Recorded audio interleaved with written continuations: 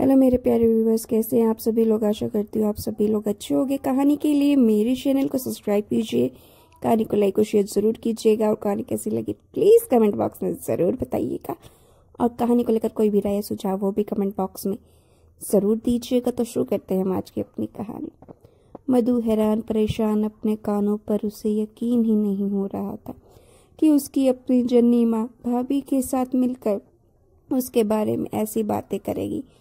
ऐसी कौन सी बात मधु ने सुन ली जो हैरान परेशान वाली थी। इस कहानी की शुरुआत होती है मायके की लाडली मधु से ही। 3 भाई बहनों में सबसे छोटी मधु, इसीलिए सबकी लाडली। दिन भर चहकती रहती थी चिड़ियाओं की तरह और दोनों बड़े भाइयों से अपनी बातें मनवाती रहती थी। अपने माँ पापा रघुवीर और जानकी जी के जैसे वह जान ही थी। समय बीतता गया, पढ़ाई लिखाई करके दोनों भाई अपनी अपनी नौकरी में लग गए। एक एक कर दोनों भाइयों की भी शादी हो गई। घर में भाभी आ गई। दोनों भाभी व्यवहार से तो ठीक ही थी। परिवार में सब कुछ ठीक ठाक खुशी खुशी चल रहा था। वो अभी BA सेकंड ईयर में पढ़ ही रही थी। देखने में भी अच्छी भली थी। जो भी रिश्तेदार आते सब यही कहते कि अब मधु के लिए रिश्ता देखिए। पापा कहते अभी नहीं, BA कंप्लीट कर लेगी तब। क्या रघुवीर जी, आप भी ज़्यादा पढ़ लिख कर भी क्या करेगी? घर ही तो संभालना है, ससुराल जाकर। ऐसा कैसे आप बोल दिए श्याम बाबू? आजकल जमाना बिना पढ़े लिखे गुजारे का नहीं है। लड़की पढ़ी लिखी रहेगी, कभी ऊंच नीच कुछ हो जाए उसकी विपत्ति का श्रृंगार बनेगी यह पढ़ाई। वैसे आपकी जो मर्जी रघुवीर बाबू, मुझे कहना था सो मैंने कह दिया। पुनः अरे रघुवीर जी, लड़का देखने में भी तो समय लगेगा। देखते देखते ये दिन कैसे बीत जाएंगे पता भी नहीं चलेगा आपको। पापा थोड़ा रुककर, हाँ यह भी सही कह रहे हैं आप। मुझे सोचना चाहिए मधु की शादी के बारे में। इधर मधु की शादी की बात सुनकर थोड़ा सहम सी जाती है। अभी भी लोग ससुराल के माहौल को बहुत ही जरनुमा ही बताते हैं, सहज नहीं। सभी हर बात में कहते ससुराल जाएगी तो सीख जाएगी। इसीलिए मधु को ससुराल के नाम से डर लगने लगा था। 2 साल बाद बेहतर रिजल्ट के साथ BA पूरा हो गया मधु का। कई जगह जाने के बाद मधु के लिए एक अच्छे वर्ग की तलाश रघुवीर जी की संपन्न हुई। आज हमारी मधु की शादी है मयंक बाबू के साथ। पेशे से बैंक मैनेजर हैं। उनके पिता सुंदर सुमन जी शिक्षक हैं। 2 छोटी बहनें हैं मयंक जी की। कुल मिलाकर सुखी संपन्न परिवार मिल रहा है हमारी मधु को। खुशी खुशी सारी रस्में शादी की पूरी होने के बाद मधु आज अपने ससुराल पहुंच जाती है। बहुत जोर शोर से उसका स्वागत किया जाता है क्योंकि घर की इकलौती बहू है।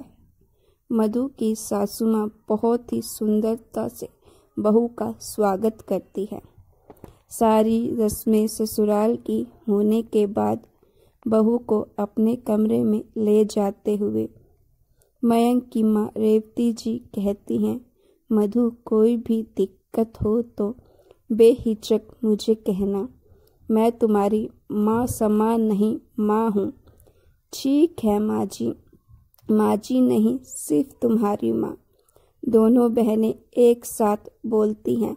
और फिर मेरी माँ। अरे तुम सबकी माँ 2 बेटी थी, अब 3 हो गई मुझे, हंसते हुए। चलो अब मधु को आराम भी करने दो। मैं तो करने दूंगी आराम, भैया करने देंगे तब तो, खिंचाई करते हुए।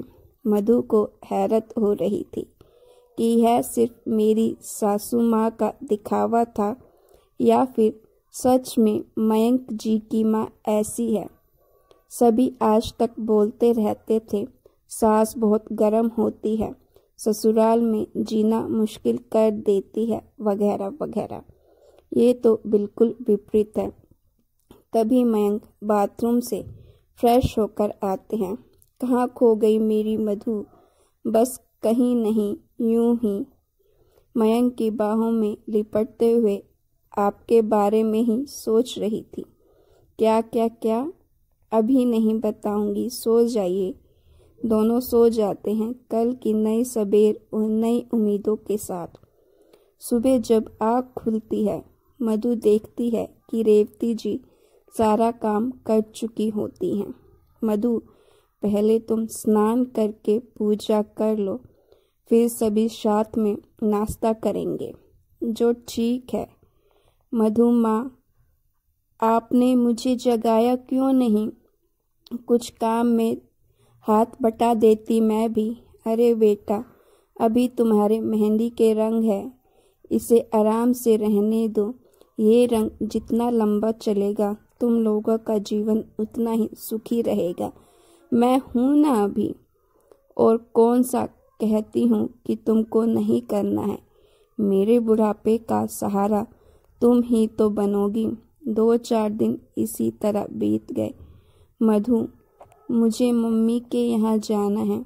कोई बात नहीं, रेवती जी ने कहा। मयंक मधु को जाओ मम्मी के यहाँ से घुमा लाओ। ठीक है माँ। जब भी मधु अपनी मम्मी के यहाँ जाती तो 1 सप्ताह 2 सप्ताह रुक जाती। यह बातें सुंदर सुमन जी को अच्छी नहीं लगती। हमेशा कहते कि आप बहू को सर चढ़ा दिए हैं। बेटी कहकर शादी के बाद इतना कोई मायका जाता है क्या? रेवती जी कहते हैं कि अभी बच्ची है, ना समझ है। जब बाल बच्चे होंगे तो खुद ही जिम्मेदारी का एहसास होगा, तो दिन में भी समझदारी आ जाएगी कि ससुराल ही उसका अपना घर है। अभी तो मैं हूं ना घर देखने के लिए। बच्ची है, जाने दीजिए। धीरे धीरे समय अपनी गति से बीत गया। 5 साल बाद 2 बच्चों की माँ बन गई मधु, लेकिन फिर भी उसका आदत नहीं छूटी मायके जाने वाली। जब मन हो तब कोई बहाना बनाकर मायके चली जाती। बच्चों को अपनी माँ यानी रेवती जी पर छोड़ देती। निश्चित इधर मायके में दोनों भाभियों को इसका इतना बार बार आना जाना अच्छा नहीं लगता था। ना ही माँ को दोनों भाभियों के बीच मधु की वजह से हमेशा अनबन अच्छी लगती थी। इस बार मधु जब मायके आई मयंक जी के साथ, रात में तो सब ठीक था। सुबह मधु जब बाथरूम की तरफ जाने लगी, उसने सुना कि माँ और दोनों भाभियाँ उसी के बारे में बात कर रहे हैं। वह थोड़ा ध्यान लगाकर सुनने लगी। दोनों भाभी कह रही थी कि क्या दिक्कत है मधु जी को अपने ससुराल में। इतनी अच्छी सास, इतना अच्छा परिवार मिला हुआ है, फिर भी जब देखो तब यहाँ आ जाती है। कह तो भाभी सही रही थी, मुझे ससुराल में कभी ससुराल जैसा लगा ही नहीं, लेकिन मैंने इस बारे में कभी सोचा ही नहीं। दुनिया जैसे बोलती थी, यह भ्रम मेरे दिमाग में भी लगा हुआ था कि ससुराल यानी लड़कियों के लिए सजा। खुद तो आती ही है, मयंक जी को भी लेते आती है।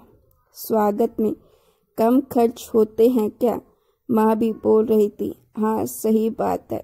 इस वक्त तुम दोनों झगड़ा मत करो, मैं मधु से बात करूँगी। तभी मधु माँ से लिपटते हुए, आज के बाद मैं बिना किसी ओकेजन कभी नहीं आऊँगी, यही मेरा फैसला है। यही सही है माँ। मधु की आंखों से आंसू जैसे रुकने का नाम ही न ले रहे थे। नम आंखों से ही वह तुरंत मयंक जी के साथ अपने ससुराल पहुंच जाती है। रेवती से लिपट लिपट कर फूट फूट कर रोने लगती है और कहती है, मेरा मायका छूट गया दहलीज के उस पार। रेवती जी, अरे पगली, तुम्हारा दूजा मायका हमेशा तुम्हारा इंतज़ार कर रहा है। अपने घर को रोशन करो, यही तुम्हारा असली मायका है। माँ ने कहा। हाँ माँ, मैं हमेशा के लिए अपने मायके लौट आई हंसते हुए। तो गाइस, आपको ये स्टोरी कैसी लगी? अच्छी लगी तो प्लीज़ लाइक कीजिएगा और ऐसी इंटरेस्टिंग स्टोरीज़ के लिए मेरे चैनल को सब्सक्राइब कीजिए। तो साथ में लगे बेल आइकन को भी दबा दीजिए।